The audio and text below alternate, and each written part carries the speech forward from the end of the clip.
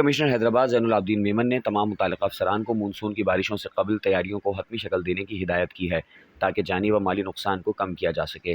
वो शहबाज हॉल में मानसून की तैयारियों के हवाले से अहम इजलास की सदारत कर रहे थे। उन्होंने मुतल्लिक़ा महकमों के इंतजामी उमूर अदम इत्मीनान का इजहार किया। उन्होंने मजीद कहा कि वासा और हैस को मुमकिन हंगामी सूरत हाल से निमटने के लिए मरबूत बाहिमी राब्ते को यकीनी बनाएं और मानसून की बारिशों के आगाज़ से कबल हिकमत अमली तश्कील देकर तमाम ज़रूरी इक़दाम मुकम्मल करें। उन्होंने कहा कि हमें मानसून की बारिशों और सैलाब की वार्निंग को आसान नहीं लेना चाहिए। उन्होंने हिदायत की कि तमाम मुतल्लिक़ अफसरान बरसाती नालों की सफाई को यकीनी बनाने के लिए बाकायदगी से दौरे करें और इस बात को भी यकीनी बनाएं कि तमाम डी वाटरिंग मशीनें फ़ाल रहें ताकि शहरियों को तकलीफ़ का सामना ना करना पड़े और बारिश से मुमकिन रुकावटों को कम किया जा सके। उन्होंने कहा कि हमें मानसून की बारिशों के दौरान किसी भी नाखुशगवार वाक़ये और आवाम को रिलीफ देने के लिए भरपूर इक़दाम करने होंगे।